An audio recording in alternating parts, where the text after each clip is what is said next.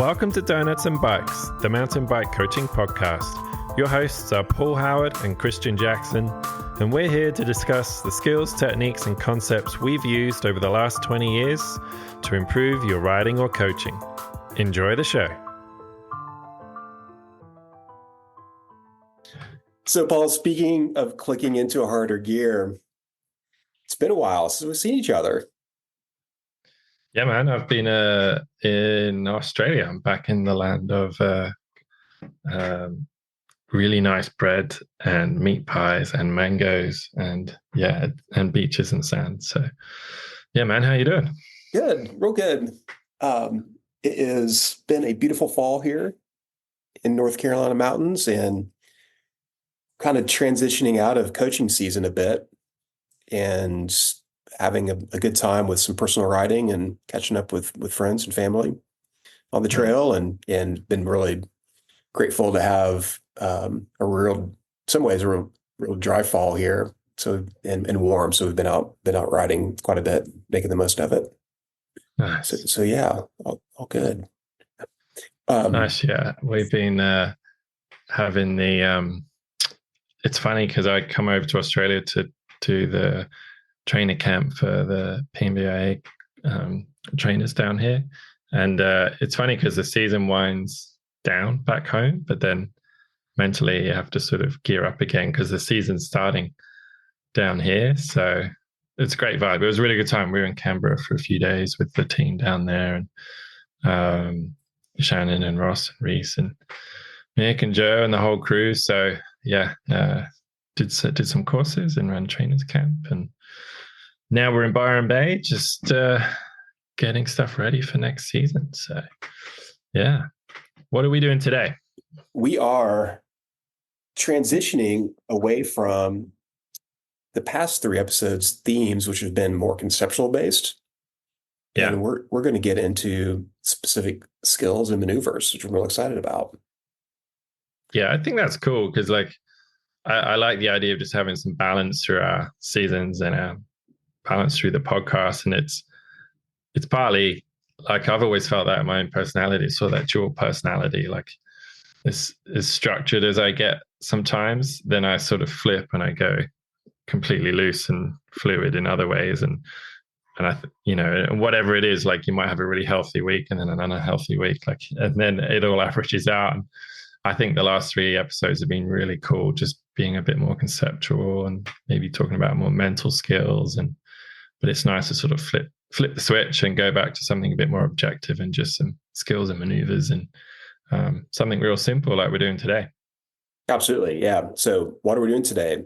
Endos, stoppies, and Euro turns. Some of my favorite things to do on bikes. And when thinking through this, really the first kind of piece that I thought of was how we can use these things that are somewhat tricky, right? They're tricks, but we can actually use them to build up our skills in a lot of ways. And that's one of the primary reasons I really like these things, is because they are tricks. We can do them in parking lots and for a variety of reasons, but they do require a fine tuning of some important skills. So I'm excited to get into this. Yeah, totally. And I think ultimately, like what I see is people not always appreciating the true value in a trick, whether it's a bunny hop or an endo or a stoppie or a manual. A common response is like, why do I need to learn to manual, or why do I need to learn to do a big endo, or they can't always see like the skill benefits or the real world kind of application of those things. And they're just they're super fun, but B, there's just so much learning to be had. And I think the other thing is people kind of forget is like they're not, I wouldn't say they're easy to learn, but they're easy to practice. Definitely. Practicing your cornering, you could argue, is a little bit harder, but what do you need to practice an endo? You could probably do it in your garage, totally. If you had a garage. You could definitely do it in your driveway, in terms of time management and terrain. that they are very easy to practice. The learning piece comes after that. But, yeah, and you get a lot of reps pretty a lot quick of with these. reps in a really short time. It's a very efficient way to have fun on your bike and build skill. Yeah. So in general, Paul, what we're talking about here is riders getting up on their front wheel to achieve certain things, right? So these different pieces here, the endo, the stoppie or nose manual, nose pivots, and Euro turns are all variations of this same theme here. I'm wondering, before we dig into this, where do you think this came from? Where do you think these tricks and maneuvers came from? Probably just from kids being idiots and messing around on their bikes. But I mean, the endo term is classically from my awareness is a BMX term where you would just ride into a curb end, hence endo, because you didn't have brakes or you didn't have a good brake. And that's how you would get the back wheel up, is you would literally just roll into a curb, and that would obviously stop the bike, and then the back wheel would come up. So that's for me, that's sort of the BMX story side of the endo. And then I mean, watching you ride in Pisgah, there's a lot of, I would say, like technical, almost Euro style trails where you're descending on old hiking trails with those kind of tight, awkward, rocky hairpins. So like for you, like where are these Euro turns coming from? Like what's your story or thoughts on that one? Yeah, I mean, I have to go back to BMX as well. I definitely remember using the curb and that little phenomenon. But I also remember cramming my foot into the fork in the front wheel to stop them. Oh, yeah. To stop. And, and there was a bit of, like that, the flatland BMX style of doing tricks, on parking lots and whatnot, and trying to spin the bike around on the front wheel when you're doing that. And so there's a little bit of inspiration there for sure. But I think that for me, the Euroturn especially, and the Stoppie are kind of born out of necessity. The trails here are in Pisgah especially were not ever designed originally for mountain biking. That's changing. Yeah. It's changing in a really, really fun way. But the old trails that are more like hiking trails are just full of tight turns. And, once you get that skill dialed to do that, then it really opens up speed on those trails and the flow, the fluidity, in a positive way. And, additionally, there's a lot of like kind of straight line micro adjustments these maneuvers open up as well, where you're riding, and if you can do a little nose manual, you can get your rear wheel clear of something and maintain your line a little better. So there are a lot of real world applications, but it's funny. I was when you were talking about jamming your foot into the front wheel, like I remember like when I was growing up, I had a BMX and the brakes were so bad, I would pour Coke onto the rims and the brake pads just like as a last ditch attempt. I would like sand the rims to make them rougher. I'd do anything to try and get these stupid brakes to work. And so that sort of flashback popped in my head. Like, using my shoes, using Coke, using anything to get the front brake to work. But I remember seeing red rims. I can't remember what brand of bike it was. My buddy had when I was a kid, had a BMX bike that had red rims. He's real excited about it, but they were painted. Yeah. So they were machine walled. So like the brakes were completely ineffective. Yeah. My Rally Lizard had chrome rims. Yeah.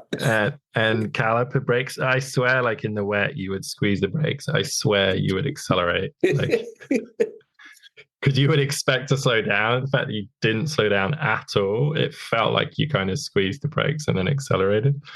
They were hilariously bad. But I guess that's what helped us develop some skills. I think for me, from a coaching point of view, with these like Endos, Stoppies, Euro turns, like the phrase that pops to mind that I end up talking about a lot when I'm coaching is being friends with the front of the bike. And for me, that's where either as a coach helping my athletes or riders, students, a lot of the time when people have a skill deficiency, 80% of the time you can translate it to they're confident doing stuff with the back of the bike. They can skid the back of the bike. They can weight the back of the bike. They can twist their hips and move the back of the bike around. But they're confidence to sort of manipulate, control, push, pull, twist the front of the bike. They're way more passive because inherently they've a little bit of that old school mentality, or maybe just a lack of coaching or awareness, but they're a lot more tentative with the front of the bike because they're obviously scared of going over the front of their bike. And so it's created this sort of vicious cycle where they're not friends with the front of the bike. They're not comfortable to lean on it, to push on it, to balance over it. And so they're essentially, this is a bit oversimplified, but I always sort of think like from the hips up, that's the part of our body which we use to control the front of the bike. And then from the hips down or core down, that's where we're controlling the back of the bike. So I love Endos, Stoppies, and Euroturns from a coaching perspective because it gets the rider to really sort of take control of their upper body and learn how to use that to brace, to push, to lean on it, and start manipulating and being friends and pushing and getting performance out of the front of the bike and not just the back of the bike. So friends with the front, I think, is a really good outcome with just developing these tricks. I love that. And we think about how much time we spend training specific things that impact the rear end of the bike with our legs, their hips and legs, all of the associated skills there. The list is quite long, and it's easy to overlook the upper body as an essential part of what happens on the bike. And sure. Yeah. I definitely feel like when we're coaching riders through Endos, and we see some skill development in this over time, I think it does translate then into a better position overall, faster in corners, better on steeps. Everything gets better. Everything gets better just from this one, kind of concentrated study in this maneuver. So I love it. Yeah, and I feel like braking is a really good example. Like most intermediate riders, pretty comfortable just to, if they need to, they can just apply maximum braking power to the rear wheel and skid the rear wheel. You ask them to do the same on the front, like, can you apply maximum braking power and stop the front wheel really quickly? They're going to be way more tentative. And that just straight away highlights the comfort level, how comfortable they are doing stuff with the back of the bike, and how comfortable are they doing stuff with the front of the bike. So simple little drill like that will quickly highlight like what's the deficiencies or strengths here in that rider in terms of doing stuff on the front versus doing stuff on the back. Yeah, totally. Well, and let's get into this specifically by talking about skills versus maneuvers and why we distinguish between these two and why that matters for us. And when we talk about a maneuver like an endo, a wheelie, a manual, whatever it is, it's a specific application of skills, numerous skills towards a specific goal. Yeah. And when we talk about skills, these are the essential ingredients into riding the bike. So position, balance, braking, all of the individual pieces there. And so that each then maneuver then calls forth like a certain combination of the skills towards that end goal. Yeah, for sure. And I think to put some labels to it, like say you start with an endo, just lifting that rear wheel as you stop, like straight away you're developing the braking finesse, those braking skills. You're developing position, that kind of stability and balance over the front of the bike. And those two skills, stability and balance, braking, you're applying those everywhere all the time on the bike. And that's really how we can that's one way of defining a skill versus a maneuver. Skills are foundational components of bike riding that you apply all the time, whereas a maneuver is more like a trick that's optional, and you don't have to be able to do it to ride a bike. You don't have to do it all the time to ride a bike.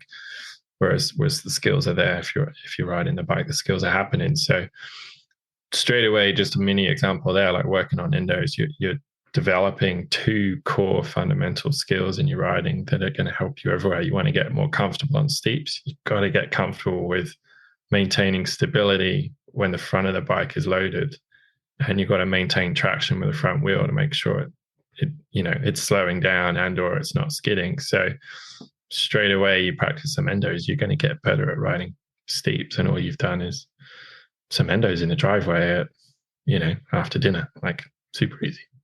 Right, for sure. Well, let's get further into the endo here, and you've mentioned that position, stability, and braking are two the foundational piece here. I'd like to add other crucial pieces are pressure and timing that are layers to this. Where I wanted to go first with this, within braking, we think about braking as this one thing that we do, and we can break it further down as coaches and riders into subcomponents. Yeah. And one of the things for me when coaching folks on the endos is really dialing in the how we brake. We talk about how we turn on the power with braking as being gradual. We often use that analogy of a dimmer switch as opposed to an on-off switch. But this is practicing the endos a really, really good way to really start to feel exactly how traction and turning the power on gradually are related to each other. Yeah. Like you start to ingrain those two things within like your the way that your brain is functioning with them. And you're trying to really tune in to exactly how much squeeze creates how much traction. Is that something that makes sense to you? Yeah, for me, it's such a sensory skill. It's all about feel. So like you talk about it to a rider, the theory is very simple. So right. It's a good question of like mentally, I understand the concept. Like I've got to apply the power gradually so that I can control how the bike slows down and stops. And I've got to do that without locking the wheel. Like everyone kind of understands that concept of gradual power into the brake. They understand it mentally, but it doesn't mean they can do it straight away. And I always think of like the learner driver. They understand they need to press that brake pedal gradually, but usually the first time they do it, everyone headbutts the windscreen because they haven't learned the feels. So technically they understand the concept, but they haven't physically learned how much pressure do I need to apply to that brake pedal in the car, or how much do I need to squeeze that lever? How quickly do I increase that power? So it's such a sensory skill. It's such a feeling skill. So just to rewind a little bit, just to be real specific with what is an endo: rolling along flat ground, squeezing on the brakes, primarily the front brake, and coming to a stop. And as you come to a stop, you're lifting the rear wheel, basically doing a rear wheel lift as you stop. Is sort of the simplest way of defining what an endo is. And then in terms of the how, I think this braking component is huge, is combining this gradual braking and this sensory feeling of, like you said, squeezing the brake enough to maintain grip and to get the bike to slow down fairly quickly, but not upsetting your balance, not locking the wheel. And so just finding that sweet point. So maybe I think the key component here that we have to match to it is the stability, and what can we do with the rider's body position and connecting with the bike to allow the rider to have more control and power over squeezing the lever. Like, can you talk a little bit about this sort of what we do with our upper body and connecting with the bike to ensure that stability. Yeah, absolutely.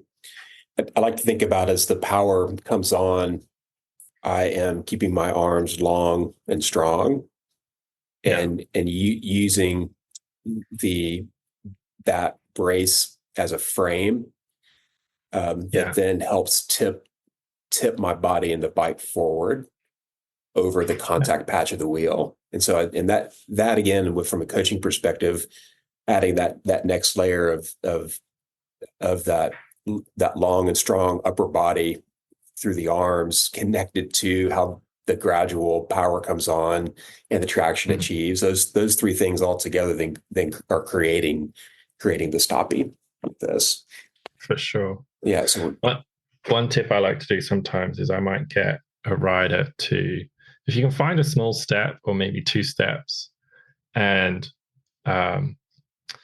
get them to stand on their bike. You'll need to hold the bike and just not riding, not moving, just get them comfortable. Because if the bike is on like, I don't know, a 6-inch on 1 foot kind of step, the rear wheel's, say it's a foot off higher than the front wheel, and just get them to stand on the bike as if they were riding down there, as if they were braking, and get comfortable with that braced, strong position where they're not going over the handlebars, they're not rotating forward, they're just getting comfortable with weight coming through their shoulders and arms, and getting comfortable with managing that weight, managing that pressure, and then being strong and stable in that position.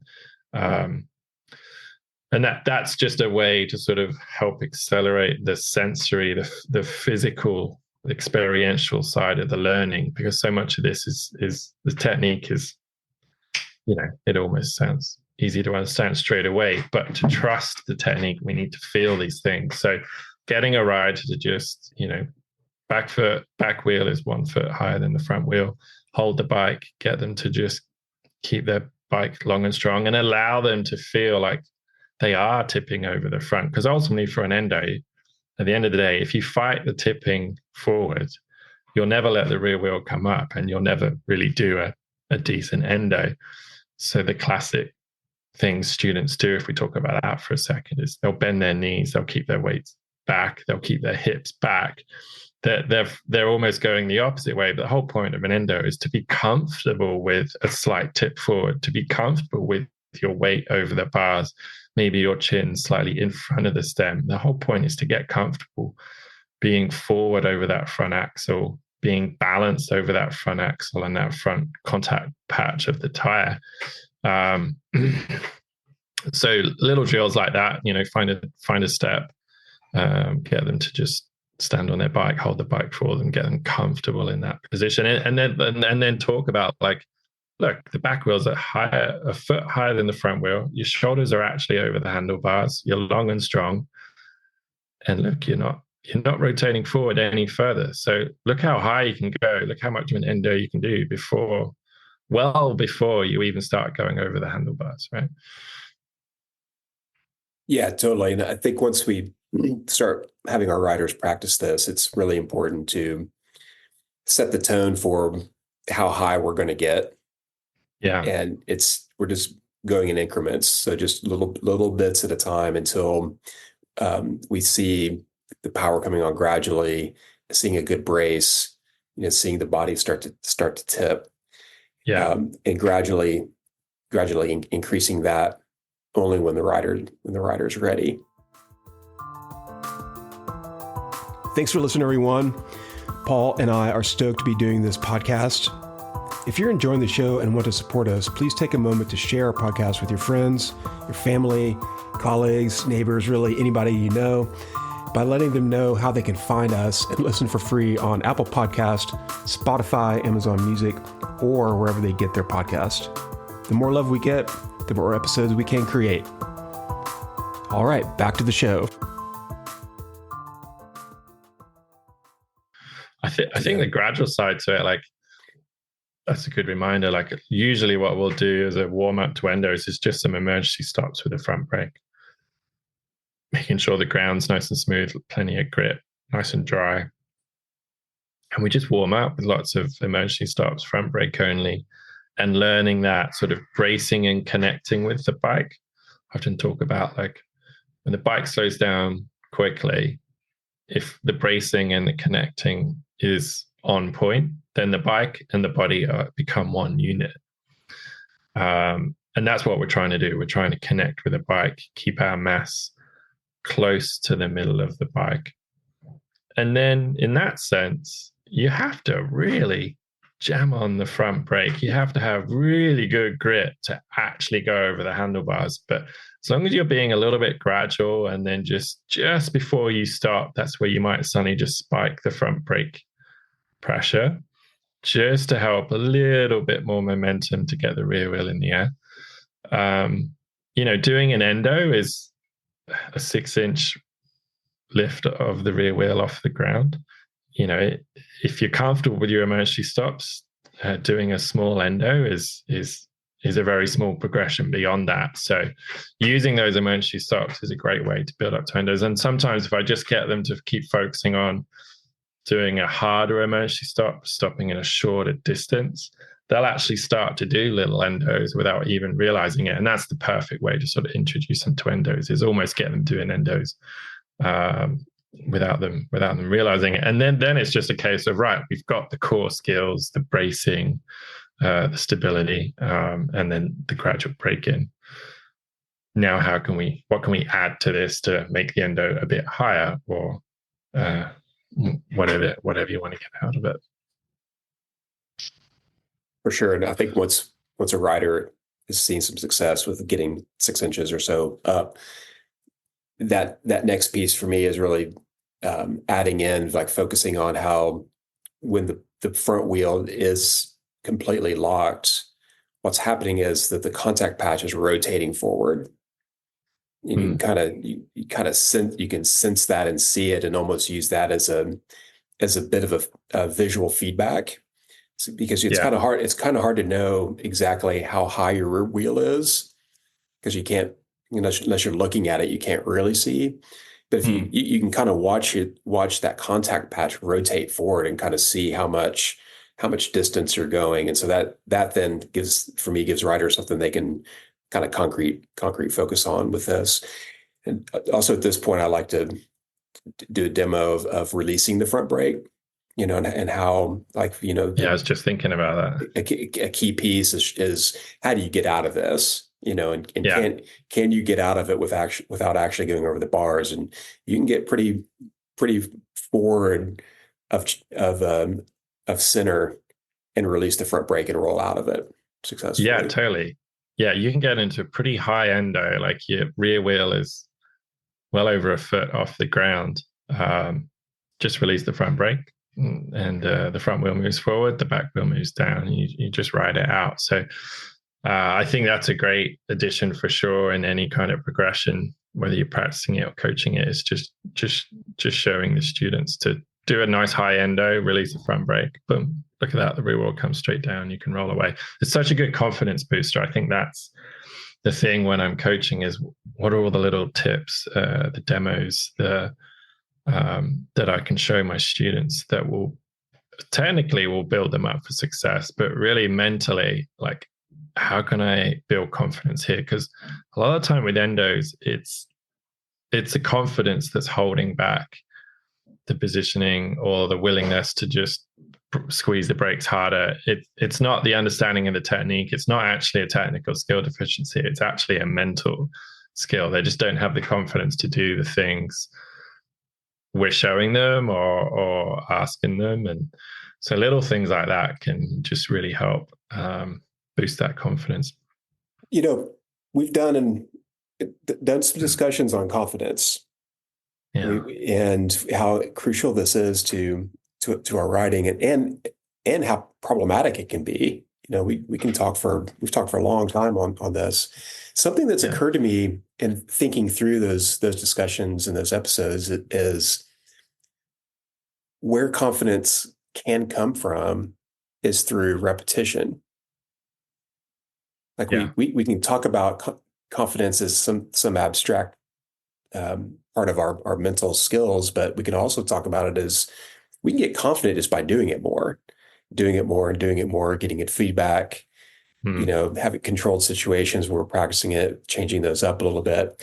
And I think the more I've been talking with people about and training folks in this, that idea is really sticking with me. Is like confidence. Yes, it is. It can be this abstract thing that we're constantly working on, but it's also we're riding bikes. We can actually we're going to be more intentional with our practice. We're going to keep the reps going, and we'll get more confident doing it. Yeah, for sure. And I think like one thing to maybe add to that is repetition, the correct repetition. So I think quality over quantity. Yeah. So if you start to regress or you're not doing it perfect, then just time out, just take a break or just stop doing it for the day. But yeah, building confidence through correct form, correct technique, and mileage with that correct form, that correct technique, that's what will get you mentally into a productive, happy, confident place. And and I think the other thing with confidence is knowing the level of risk and whether you can manage that risk, right? So obviously doing an endo, and maybe someone can do an endo already, but you're adding a scoop and a poke to the endo to teach them how to do really high endos, like get that real wheel really high. And the scoop and the poke is where, rear wheel lift, same idea. You just kind of bend the knees, you scoop the feet under you. So you can basically absorb the rear wheel under you and make the endo, make that rear wheel lift higher without really doing anything extra, without squeezing the brakes harder, without, going faster into it or changing the terrain. You just scoop up the rear wheel and you'll get a higher endo. If you combine that with a poke, as you scoop, you can kind of poke the bars ahead, then again, you can just it's almost a way of letting the bike continue to rotate whilst the body stops rotating forward. So that's a moment where we have some disconnect between the body and the bike, and we let the bike continue to tip as the rider stays a little more kind of neutral. And, and that's a good example with confidence, where if you can show them some different techniques like that. And sometimes with that one, I'll actually show them, if you get it wrong, you just do a spread eagle. Just kick your legs out wide and just jump over the bars, basically. It's not very pretty, and I don't recommend it doing a lot. But I have in a few times in the past, especially if we're doing this on grass, is I'll show them a really high endo. I'll just spread my feet either side of the handlebars, making sure my laces or things don't get caught on the handlebars. And you can literally just jump off the front of the bike and walk away. So it's those little tricks like that you're showing them, yes, it is still risky. Yes, you can get hurt, but there are some little ways to manage that risk. There is a kind of a parachute here to help you get out of this if it does go wrong. And same with what you said earlier about just getting into a small endo and releasing the front brake, the back wheel comes down straight away. So showing them that there is some risk, but there are some ways to manage that risk is a great confidence builder as well, I find. Yeah, absolutely. It reminded me when I worked at the Outward Bound school here, the very first day of our mountain bike courses, the first thing that we did was do a lesson on how to go over the bars. Yeah. Because it was just assumed that was what was going to happen. We get brand new riders riding in Pisgah. They're probably going to go over the bar, so they need to know how to get out of it. And I think we probably sent people, no, not probably, we did send people to the hospital from showing them how to eject from their bike. We don't do that. We don't do that anymore. No, totally. Like even the other day, someone asked me, like, what do you do to teach people how to crash? And I haven't had someone ask me that question for like a good 10 plus years, right? Like that used to be a thing I heard in the 90s and the early 2000s, probably the same as you, like, oh, we should teach people how to crash. I'm like, no other sport I know really teaches someone how to crash if they mess up. Like that is not a positive, productive way of trying to build confidence and skill level in a sport. So I always sort of teach this, spread your legs and jump off the front of the bike with a slight caveat of like, we do not teach people how to crash. But sometimes there's a few opportunities to like, hey, here's a get out of jail free card in case you need it. Yeah. And mostly it's to do with these maneuvers, like with wheelies. Again, this is all based on people being on flat pedals. So just an equipment note here for sure. Like any of these kind of maneuvers, it's safer, easier, and technically better to be learning them on flat pedals. But for wheelies, like once they get to the balance point, we'll sometimes teach people just to take their feet off the pedal, put the feet back down on the ground and kind of walk away, holding the handlebars with your hands and kind of walking away with the bike vertical in the air. So there's those little tricks that you can give them that will just give them that little bit of that safety net when learning these maneuvers. But that's a far cry from, hey, we're going to teach people how to crash. Exactly. Yeah. Hey, before we transition into the nose manual or the Stoppie, let's talk for a second about why we would use a line or a target or some sort of timing piece with our riders when they're learning the Stoppie. Like, when we do this, we're asking them eventually to stop at a line in a parking lot or whatever. What are we doing as coaches here? I think we're like all of these things, like the timing and coordination skills is where it all comes together, the right time, the right amount. And something as simple as just having a line or a rock, and you're going to execute the endo here. That's where the bike's going to stop and the rear wheel's going to ultimately get off the ground, come in the air. It really helps the blend of the skills come together at the right time. Just having that visual point to create the timing. So from a coaching point of view too, you can talk about the gradual braking where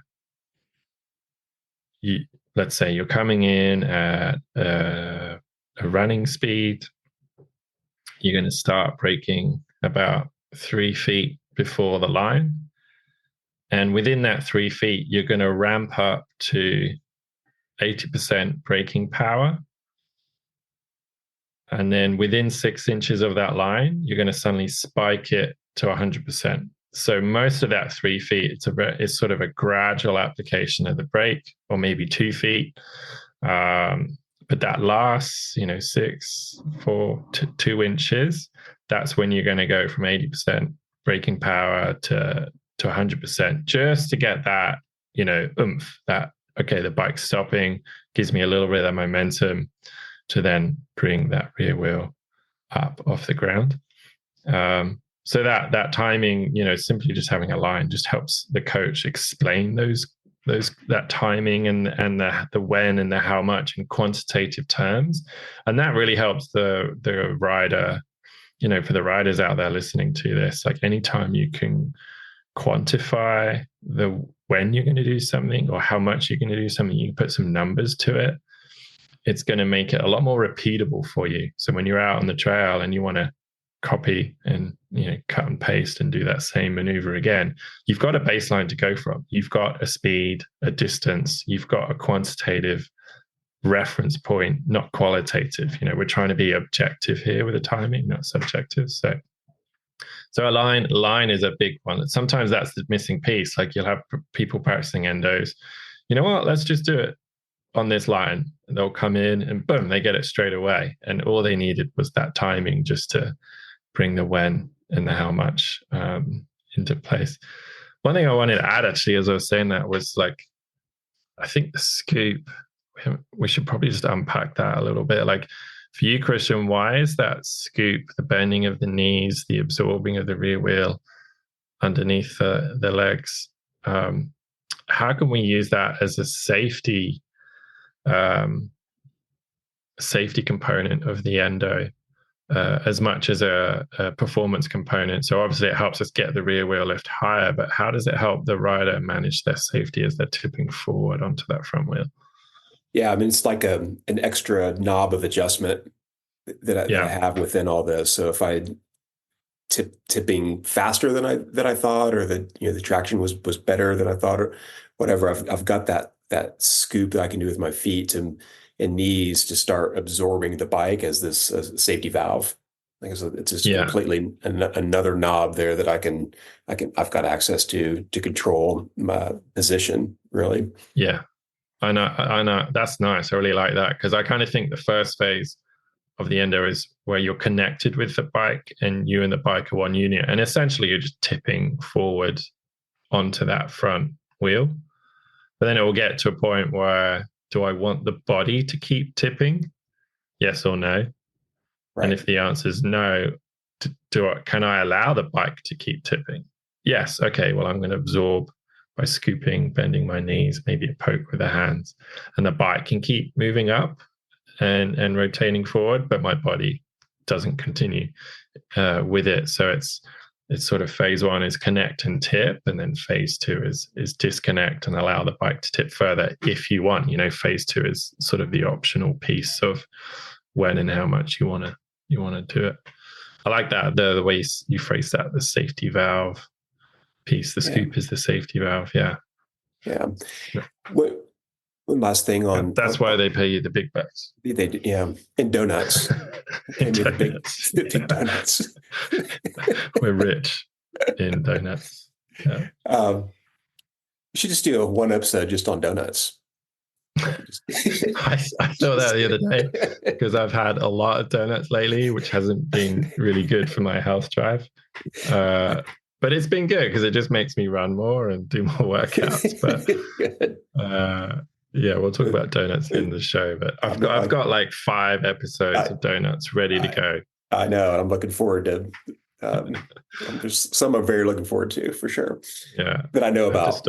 I had to stop eating them. So this is ridiculous. But there's just so many around here. It's like the kids are like, "You got to eat that one, Daddy, for the podcast." I'm like, "No, like I had 2 yesterday." It's the timing piece. Introducing a line for me is, it's really a way of calling on the skills in the right order, in the right amount, at the right time to accomplish your goal, right? And I think back to your analogy here of becoming friends with the front of the bike. Like with most things, there's different levels here. Like friendship has levels as well. And I think, if you think about learning the endo, the first phases of it are like you've got a new friend and you're becoming friends. And I love that. And I feel like the timing, anytime we're introducing the timing piece in this analogy here, we're like best friends. It's like we know how all these things work together. We can do it when called upon, to achieve the goal. And so it's kind of that further end of that spectrum of really getting to know that front end of the bike really well, and what all the ingredients are that have to go together to make that happen. Totally. And I think one of the things that gets missed with endos is you don't technically really use them ever on a trail. So people don't really see the value in learning them, but they're misunderstanding that the endo is the building block in the progression. That's the starting sort of first step on the ladder to, well, we'll get into it now, but like stoppies, nose pivots, Euro turns. And those are things we can and do use on the trail, either just for fun and for style, but also for practical reasons as well. So for sure, we don't necessarily come to a complete stop and lift the rear wheel on a trail. That just be kind of weird. You wouldn't do it. But if you want to learn the other stuff, then you got to start with an endo. So I like this timing piece you were talking about. Like, tell us how you use the line to then sort of transition from an endo where the bike comes to a complete stop, we lift the rear wheel, to a stoppie where it's more of a rolling endo, rolling stoppie. And I've just thought of an additional tip, but I'll save it. I can bring in a bit later. But yeah, how do we transition from that endo to that sort of rolling endo, or what we call a nose manual or a stoppie? We see them do it at the end of World Cups, right, where they cross the finish line. And Bernard Kerr has got some mad stoppies on him. If the listeners haven't seen, just Google Bernard Kerr. What is it? Stoppie Sundays or something? I can't remember. No, like, anyway, just Google Bernard Kerr. You'll find him doing like landing into stoppie down the backside of a landing. And it's got some mad skills, mad style. But yeah. Yeah, I think for this next piece of the progression here into the stoppie, it's really about got to focus back in on the gradual braking. And Yeah. one of the reasons this is the next difficult level here is that it's easier to come to the bite point on the brake than it is to come to the point in which you're 80% there and you've got your brace going on and your wheels come up and everything else has happened. And so for a lot of folks learning this, a key point might be to go ahead and get into an endo and then release it a little bit to let the front wheels start rolling and start so that they have that sensory perception of where in their front brake grip that is happening. And then you can start using that on the front end of that process. How do we not go to 100%? How do we get to 80? So that we're actually creating that nose manual and not a stoppie. Yeah, I love that. And I think the dragging piece is the key. And you can kind of, like you said, there's sort of two ways to do it is do an endo, bike is stopped, and then release the brake and kind of let it drag as the back wheel comes down. Or you can do it the other way where you're focusing on the dragging before to gradually lift the front wheel. But then you just don't quite apply that 100% braking. You just don't quite let the bike stop. So one summary, if I just backtrack a tiny bit, like the first stage of endos is like brake and brace, connect and tip. And then the second phase of endos, once you're more comfortable with them, you're becoming more friends with the front of the bike. It's brake and brace, scoop and poke to get that rear wheel higher. And it's this braking and bracing piece that we're going to just adjust to transition an endo into a rolling endo or a nose manual.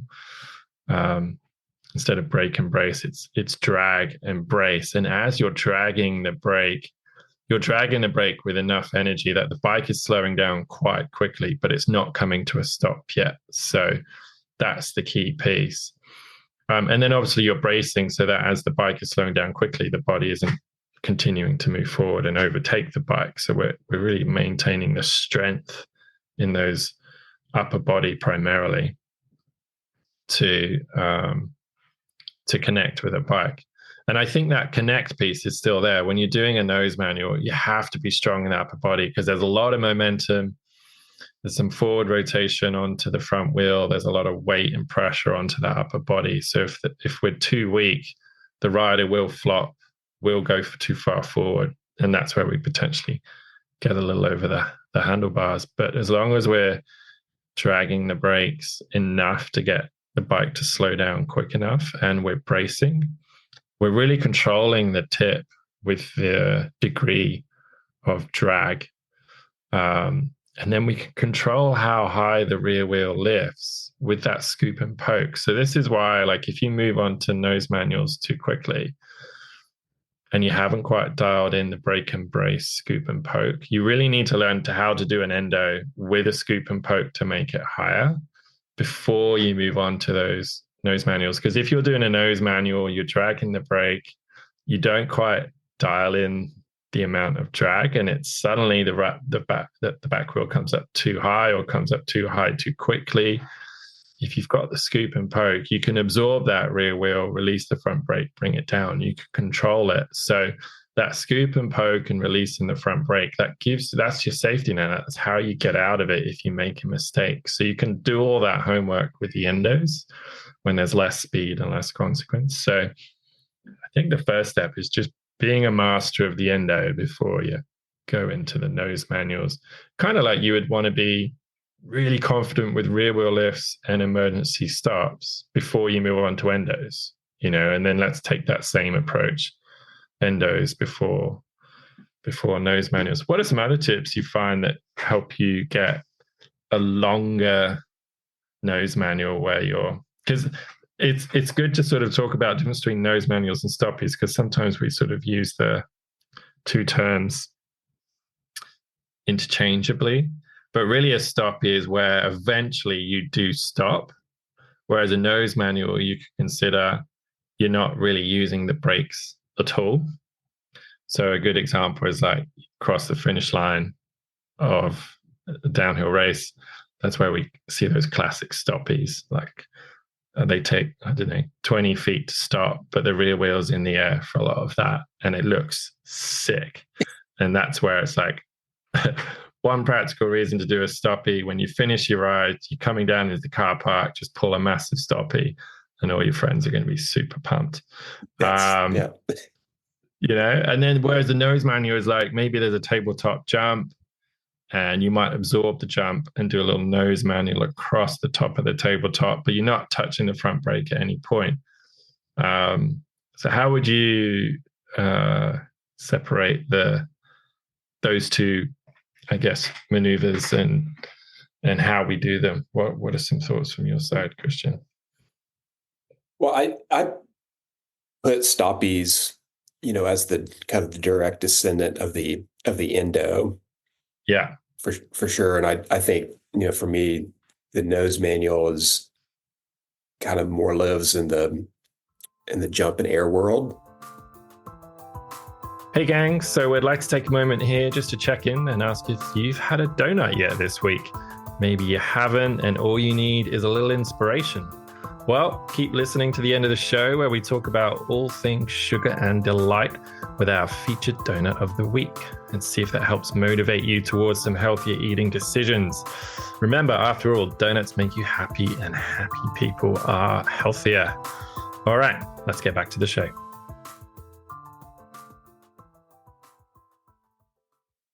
And I think, back to the stoppies, one of the tips for really getting the distance once riders are ready for it is having a really good surface with good traction at the right angle.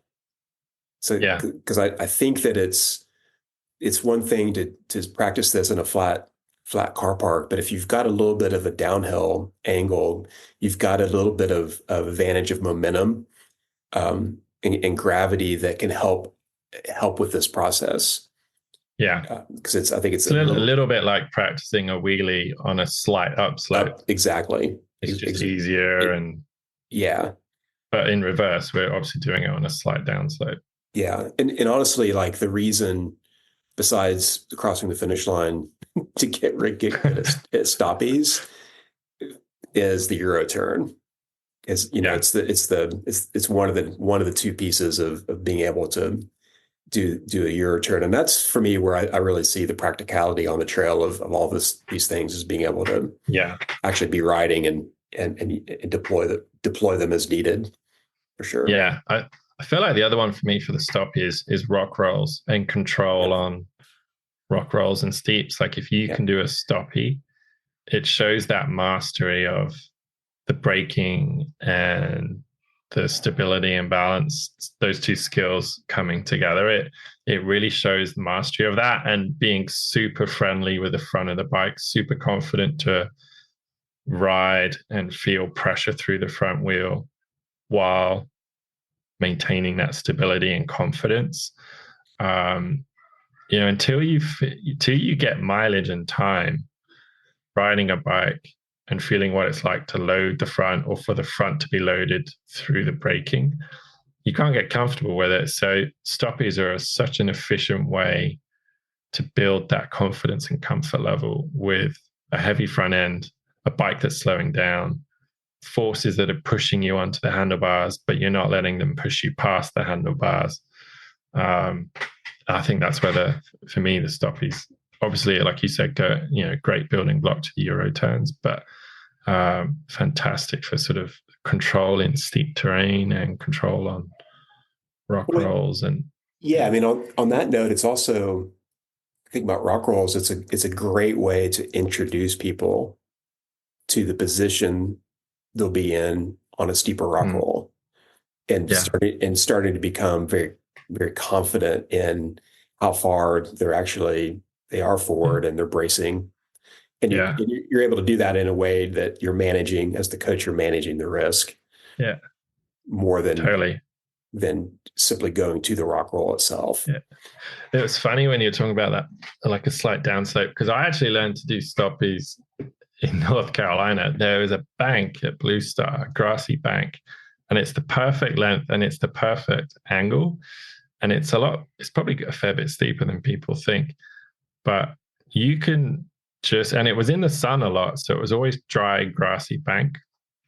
So it was really good grip. And you didn't really have to move much relative to the bike. You could just kind of creep down that bank pretty slowly.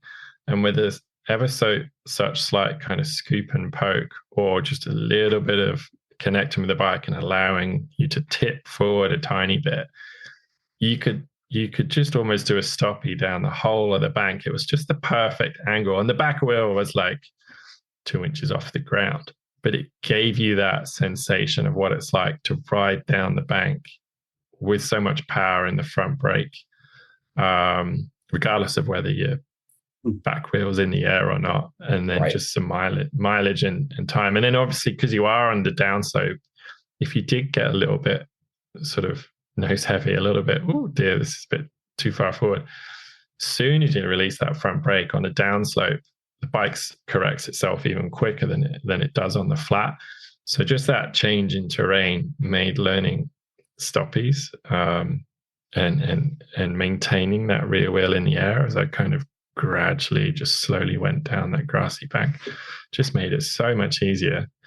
Yeah, I'd forgotten that until now, actually. I know that bank. I know what you're talking about. Yeah, it was perfect. And you could almost do it where like you'd stay seated and you would just long and strong arms and shoulders, and you would just kind of let yourself tip forward, and you could just do a stoppie the whole way down the bank. It was perfect. Yeah, that's a cool variation there of seated and doing this, and I mean, talk about being connected to your bike. That's a good way to and that's a common one for people that like. That's another example of a demo I'll show people, that how much it's to do with control through the brake and not me throwing my weight forward, not me tipping forward. It's connecting with the bike so that if the bike suddenly slows down, physics will tip the bike up and forward and will get the rear wheel off the air. If I have enough grip and I'm hard enough on the brake and I'm coming in with enough speed, physics will do the tipping for me. So all I really need to do is focus on purely the braking and my feel of the brake and my feel of the grip. And if I get a little high, I'll just ease the brake off. If I'm not getting high enough, I'll just squeeze the brake a tiny bit more. So it really helped me isolate the skills and just purely focus on the braking component of a stoppie. Right. And yeah, good grip, good speed, squeeze hard enough, you're going to end up doing a stoppie, assuming you have a decent brake. It can be hard if people have tiny disc brakes or just brakes that don't have enough power. So there might be an equipment component to that. I mean, I always run 200 mil brakes up the front on any bike that I have, anywhere that I'm riding, and 4-pot brakes on the front for sure. So the equipment side to it is a piece, and I run Shimano brakes, which I think are just brilliant for that, dependable kind of power for that.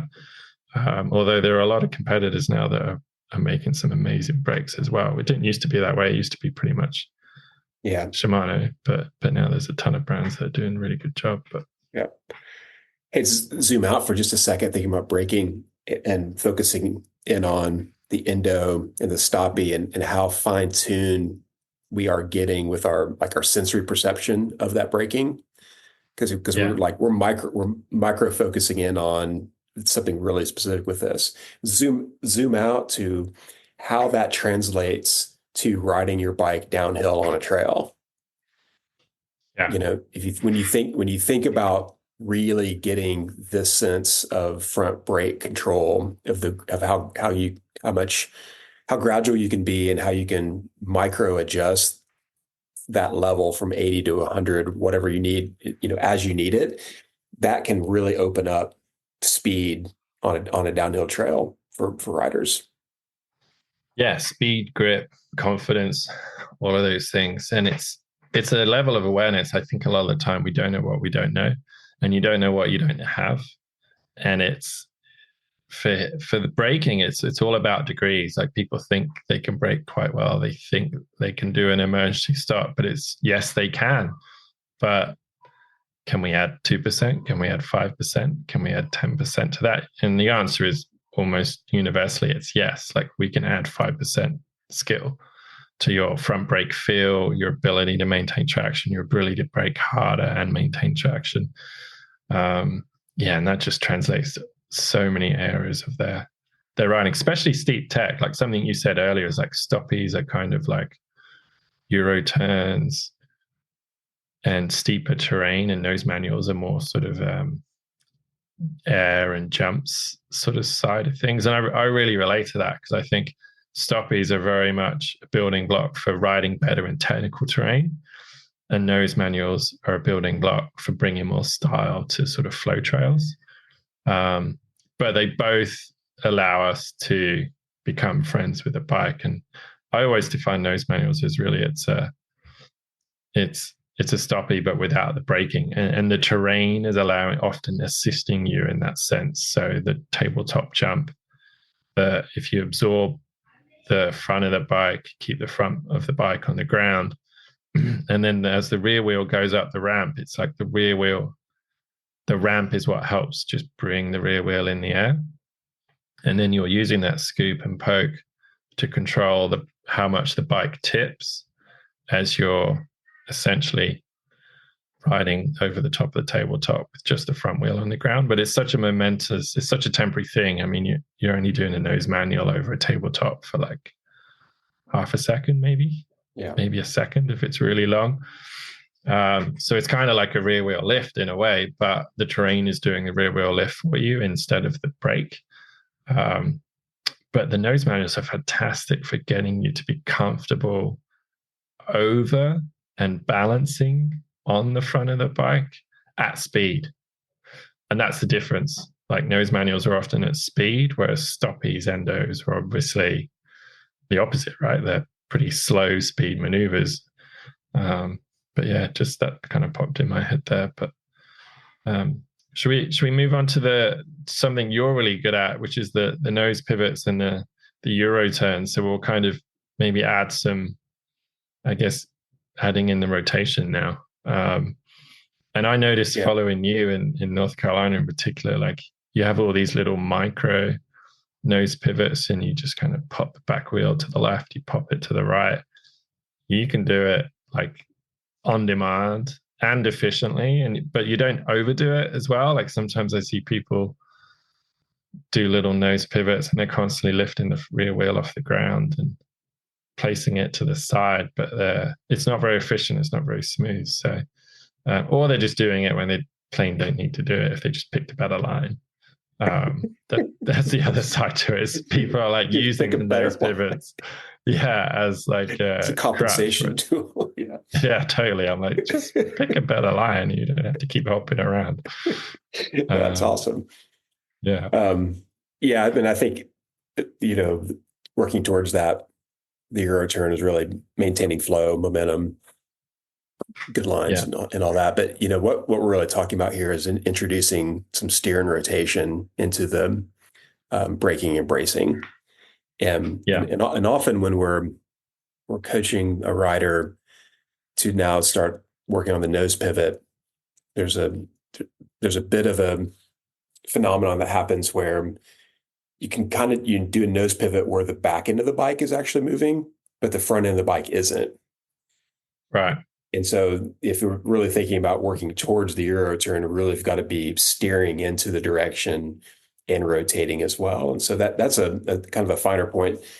I know personally, when I was learning these, that it took a while to overcome that counter steer, like just letting the rear wheel go to the right and then eventually turn the bars, like it's a two part kind of movement. if our goal is to get towards the Euro turn, we're actually, it's a rolling nose pivot. We need to be able to connect those pieces back together from the start. Yeah, for sure. And I liked what you said about like they're trying to move the back of the bike without the front of the bike. And I think a nose pivot, kind of like the rest of the endos and the stoppies, it starts with the front of the bike, and the steering does all the work for you. But you just need to know what we mean when we say steer. Because if you steer the correct way, it will do the rotation for you, and it will get the rear wheel to pop out to whichever side you want it to pop out on. The steering is really the key component here. So what are some things you've had less success with or more success with in terms of teaching steering to help turn this endo or this stoppie into a nose pivot, where now we're slowing down and or stopping, but instead of the rear wheel just coming up, it's coming up and then moving to the left or moving to the right? Yeah, I mean, I think we have to really focus in on the idea of steering as moving the handlebars with the upper body, and it's sure. And then the rotation is really something that's driven from the hips for this. Yeah. And the kind of the first phenomenon is with steering is a bit counterintuitive. We're thinking about, if you just want to go to the left, steering to the left immediately might not set you up to actually go to the left. And so steering out away from the direction you want, right, a split second before you're steering into the direction that you want to, can help set up this rotational movement in a more effective way to get the bike going in this new direction. Yeah, for sure. I love that. Like, it's sometimes I'll say someone is, you might set up some cones and have, mimic a tight turn to a left. And so they're doing a tight left-hand turn, and they want to pivot, and their back wheel wants to move out to the right. They'll just turn left, try and go for the endo, go for that rear wheel lift, and they end up just kind of doing an endo, but with the handlebars turned. Yeah, kind of stalling out, yeah. And stalling out, and the back wheel doesn't actually kind of move out to the side to any kind of significant degree. And that steering out then in, and that just helps a better line choice on the tight turn anyway. Like, open up the turn, make it bigger anyway. But if you and you can actually try this, from a snowboarding perspective, it's like a bit of a pre-wind before you spin into the turn. Like, if you're doing a front side spin on your snowboard, you're actually going to pre-wind your upper body in the opposite direction, so that when you pop off the lip and you open up your chest, you get a lot more rotational momentum. And that's kind of what we're doing here with the steering out and in, is you're creating a bit of pre-wind. You're opening up your shoulders and your hips in the opposite direction, so that when you do steer in, there's more rotational momentum there. And if you just add in that rear wheel lift at that point where you steer in, the back wheel will just pop out to the right, again using that sort of left-hand turn example. The pop wheel will just the rear wheel will just pop out to the right. So yeah, steering out then in. Exactly. Turn right to then go left, or turn left a little to then go right. Yeah, it's like Lightning McQueen cars. Yeah, exactly. Like Lightning McQueen. Yeah. Right to go left. I think I think all the dads will get that analogy, and then I kind of sometimes I sort of don't realize how many kids movies I've watched because of my kids, and then I'll chat to sort of non-dads sometimes, and they're like, "Why haven't you seen that?" They're like, "Well, I'm not a dad." I'm like, exactly right. But that's a shame. It's actually a really funny movie. You should watch it, even though you're not. Yeah, even though you're not a dad. Yeah, I think this is a good point just to highlight the learning progression and the recognition that this nose pivot and the Euro turn really call upon having the endo and the stoppie like in your back pocket. Like, yeah, you've got to have these things consolidated. You need to be proficient at all of the pieces to this before you you try the nose pivot, or it can really confound the situation of the learning situation. It's the classic, learner pitfall is they try and progress through the building block too quickly, right? It's just consolidate before you move on. And there's one thing I think we've missed actually, which I think we should bring up, and that's when we break, whether it's an endo, even a stoppie, and definitely sure for nose pivots, is apply both brakes. And then people are often like, well, the back wheel's in the air. Like, why do you need to put the back wheel on? It's all about the bracing. If I'm squeezing with one hand and not the other hand, then one of my arms is sort of tense and strong, and then the other arm isn't. It's not even. So it becomes unbalanced and harder to, especially if you want to do like a really strong stoppie. I might not squeeze the back brake immediately at the same time as the front brake, but through that whole maneuver, definitely I'm bringing both brakes on. And for endos, I mean, you're pretty much stopping, more or less stopping on the spot, not quite, because obviously there's still that gradual component to it, but you're stopping so quickly, I'll just put the back brake on at the same time because the rear wheel will be in the air any second anyway. And that just creates a symmetry in my muscle tension with my chest, my arms, shoulders, biceps, not biceps, triceps. Be weird if you're using your biceps in an endo, but and it just makes it a lot more controllable. And I really noticed that one for nose pivots too. If I can get riders to just learn to feel that they're braking and bracing with both hands, both arms evenly, it can really just bring another level of control and stability to their upper body when they're dealing with all those forces, whether it's a force trying to push them forward over the bike or whether it's a rotational force. Now everything's a bit more symmetrical from one side to the other side.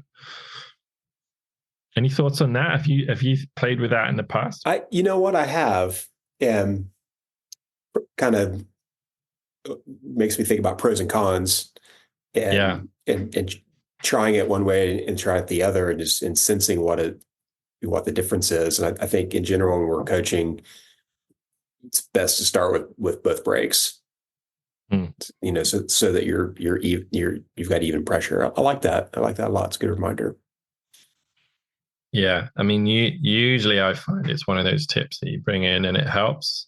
But just from a coaching perspective, sometimes people don't need that extra tip, and it doesn't help. It just muddies the water. But that's one I'll often bring in because I'll notice they'll have a hard time just bracing in control, and I'll just get them to think about just squeeze both brakes because the back wheel's in the air anyway. And usually helps them. Yeah, for sure. Euro turns, the jam in the donut. we finally got to the good stuff.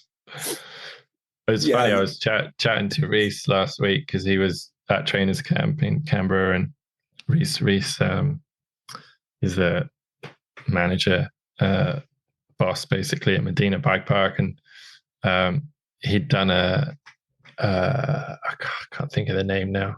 My brain's not working, but he'd done a big enduro event in Italy last summer, and he was saying how it was eye-opening. You think you can do a nose pivot or a Euro turn, and then he's forced to do 100 of them on every descent, and he suddenly realizes oh, I'm not as good at these as I thought I was, or I can do it one way but not the other way. It's oh man, until you're kind of forced to do them on techie trails over and over and over, you don't realize just how much better you can get at them. For sure. Something that's coming to mind here is how this is really putting everything that we just talked about together into one thing. For sure.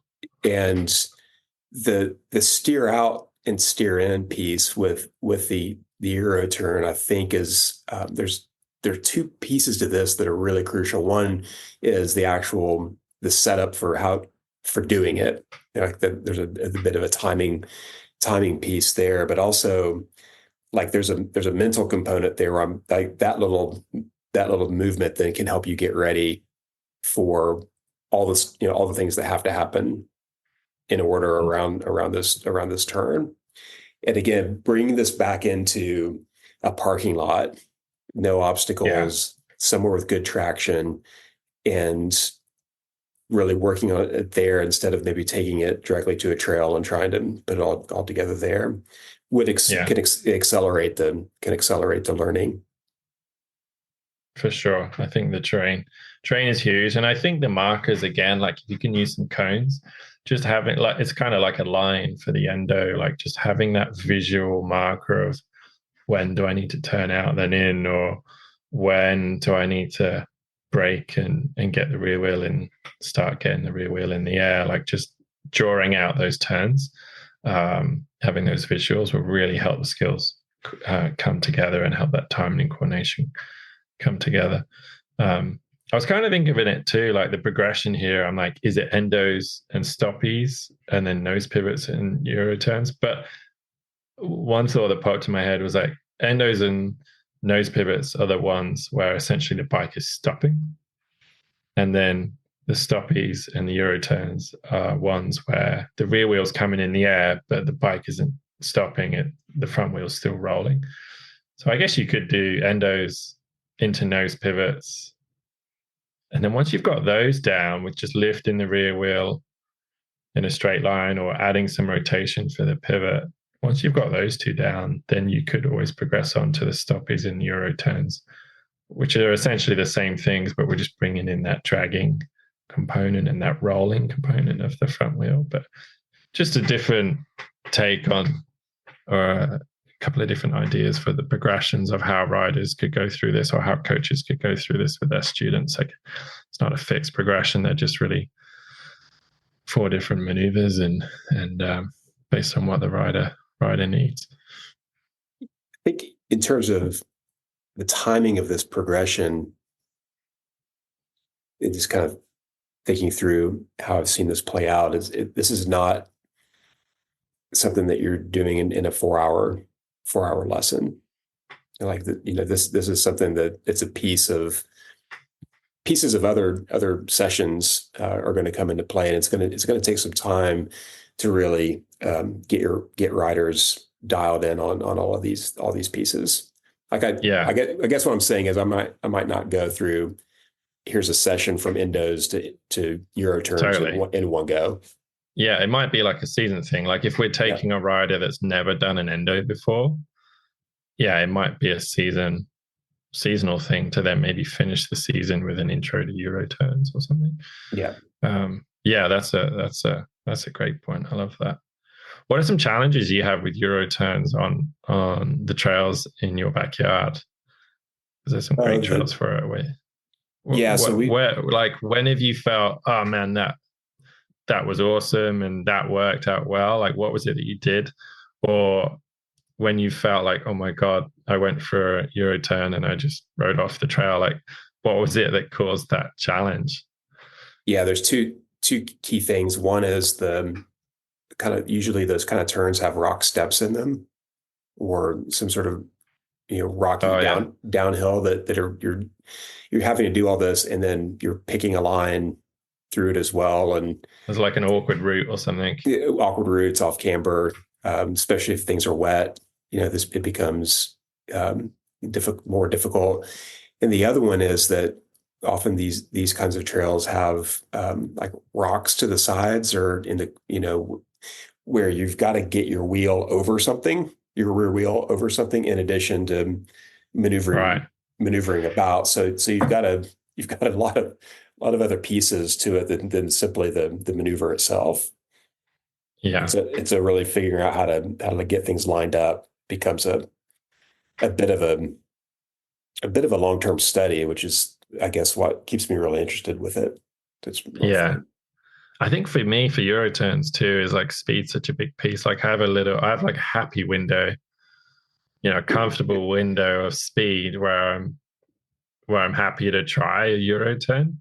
But if I'm going too slow, it's just awkward and forced. If I'm going too fast, you don't quite have the skill or the finesse or the confidence to execute it properly. So I find if I don't quite have the right speed coming into the corner, it's hard to execute that Euro turn. So sometimes I'll try and maybe I might be flying down a trail towards a tight turn, and rather than waiting to get to the corner to slow down, I might just slow down earlier and get to a Euro turn speed and then approach the corner in a Euro turn speed, rather than trying to slow down and then do a Euro turn all in the same kind of moment, if you know what I mean. Yeah, for sure. That's a good, and then really slow in, fast out, right? So that's probably going to decrease my speed on average coming into the corner. But then if I execute Euro turn better, hopefully the corner will be smoother and I'll exit the corner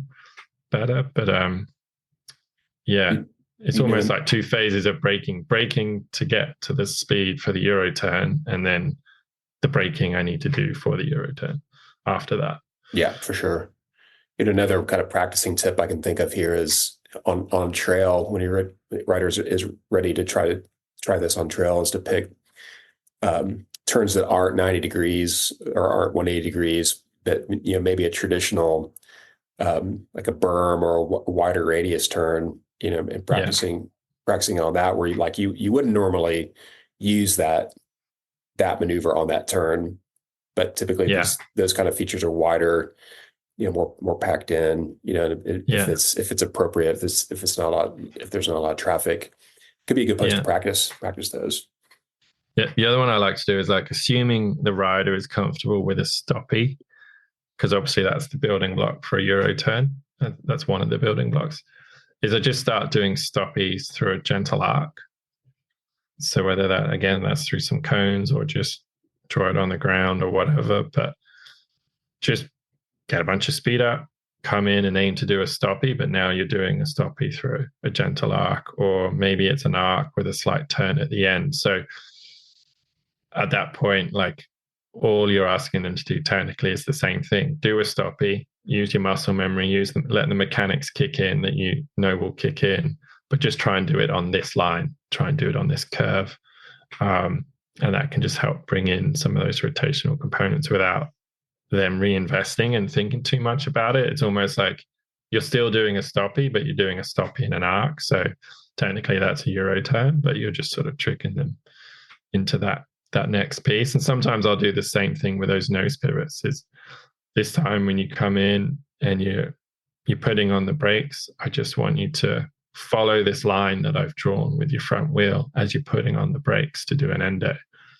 Let's see what happens. And they follow that sort of out and in curve of a line, and the steering, oh, look at that. I made them steer through the line, and then that made them rotate, and they got a tiny nose pivot. And I haven't technically added really any other information other than, hey, do an endo, but follow this curve here, follow this line. So just little tricks like that where, as a coach, can I bring in the next piece? Can I bring in the next layer without having to just start with a full explanation again, or without having to bring in too much info? Sometimes these higher level tricks, if you've got those basic tricks dialed, it's just one tiny little adjustment, and now all of a sudden they're doing these high level tricks, and that was a product of being patient with the process and spending more time on the fundamentals. And as a coach, that's usually a sign of good coaching. If you can just say, hey, try this, and suddenly they're learning a new trick, it means you've spent long enough on that foundational trick with them. Whereas if the coach says, hey, we're going to try this now, try this, and nothing really happens, the student doesn't get it. That one little extra tip didn't really create a different outcome. It just shows that they need more time on that foundational step. That's a fantastic point. And maybe remember, as we're kind of wrapping this up, one of our last episodes about the power of connecting, and all the things that we do with our students to our riders to connect. If you do have that connection there, and you're able to say, watch me try this, and you've built that up, and you're seeing seeing progression, that's obviously a sign that the coaching has been effective, but the connection is there. Like there's genuine, like the coach and the rider are on the same page. And the other piece to this that I really want to highlight is we've talked the last 3 episodes a lot about the more abstract pieces of coaching, but the power of skill-based coaching and the power of like showing somebody maneuvers and going through very purposeful progression can really propel this relationship as much as the other things that we've talked about, language and everything. But the actual like getting into the skills is very powerful. It's huge. It's really the whys and the hows behind maneuvers. Like through those endo sessions or stoppy sessions or whatever you're doing with your clients, if you're talking about the whys, well, this is going to build your stability on the bike. This will build your pressure. It will build your time. And look how much it's developing your braking finesse, your braking control. Like it's as simple as just talking about the whys. Look at what this is doing to our skills. And then, imagine how that's going to help you in the steeps, in the rock rolls, in the corners, whatever it might be. And it's just bringing in those whys to sort of connect the trick, the maneuver with the fundamental skill development. And it's the same with the hows. Like if a good coach can break down the hows, and that inherently will bring up like you said, that will inherently connect the skills to the maneuvers, and the student themselves will hopefully take that away. Like, wow, I'm learning so much more here than just an endo. Yeah, exactly. This is, learning to stop and lift the rear wheel in the air is cool, but what I'm really taking away here as a student is how this is going to impact my riding, regardless of whether I ever do an endo again or not. Like that's the goal for the coach, is to really connect these tricks to the skills and the overall bigger picture progression of the rider. And that's the challenge with magazines these days and crummy internet coaching, is it's how to do the trick, and what they're not doing is connecting it back to the overall impact of their riding and the fundamental skill development, which is way more valuable really than just the trick alone. Excellent. Well, Paul, let's connect with some donuts. Let's connect with donuts. Well, I should ask, do you have any donuts? I do, but I've got an amazing one I'll share next time. But yeah. I want to hear about Crocodile Dundee. Wow. I mean, other than being the finest Australian that ever lived. I love Australians love that when I say that. He's like the Prime Minister, isn't he? No, so we went to this. I saw it on Instagram last year. It's a bakery. It's like an hour away from my mother-in-law's place. And I was there last week, and they were very sweet. They brought my daughter tickets to the Australian Zoo for her birthday. So it ended up being that this bakery was on the way kind of from their place to the Australian Zoo. And I saw this place last year because it popped up in my feed where they do donuts with coffee in them. And I was like, oh my God, that's amazing. Like why liquid coffee. Yeah, like a latte in your donut. Yeah. I was like, I've got to check this place out for obvious reasons. And then, so this kind of trip came up. It was all sort of by coincidence. I promise you, I didn't just drive an hour to only eat a donut. Although it might look that way. Anyway, yeah, so we got there, and it's this bakery, and they just do pies, sausage rolls, all the brilliant Australian savory bakery stuff, and on one side, and then on the other side it's purely donuts. And I'll save one of them for the next episode or for a future episode. But anyway, so we got there, and straight away we just ordered a coffee donut, and it's just a standard cinnamon donut with the inside hollowed out, and then they line it with Nutella to create that kind of, I guess, seal. Mm-hmm. And then she just fills it out with a latte. And yeah, holy shit. I don't know why every shop in the world isn't selling coffee in a donut, like, because mixed with the Nutella as well, it's like this fresh cinnamon donut. And then you drink a bit of coffee. And then as you get lower down, it gets kind of empty. So you can start to bite and eat the donut with the coffee and the melted Nutella. It's like heaven in your mouth. It's ridiculous. Wow. Yeah, it was so good.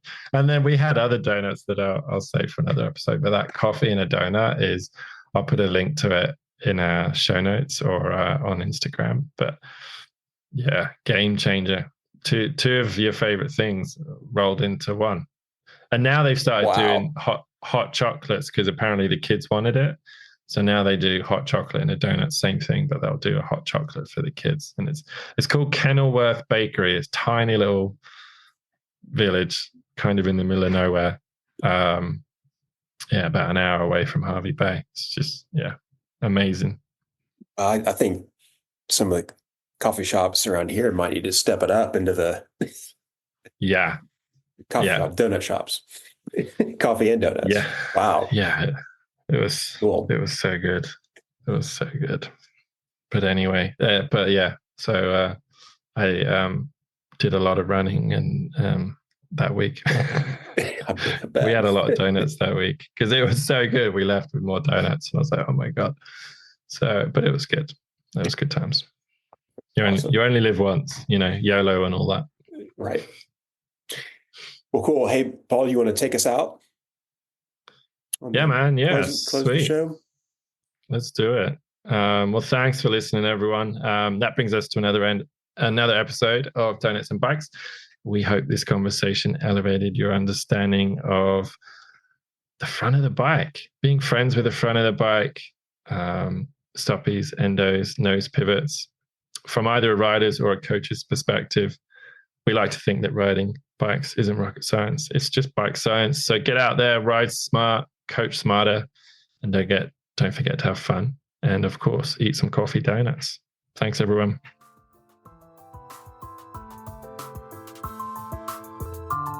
Thanks for listening. We hope you enjoyed the show and that it sparked some ideas for your riding and your coaching. As always, our approach to coaching is on pros and cons, not rights and wrongs. And with that in mind, our podcast is meant to be more of a conversation about topics and techniques rather than a final say in how to ride or how to teach. As always, please take care of using or applying any of the techniques discussed in this podcast. Stay safe, ride smart, and we'll see you next time.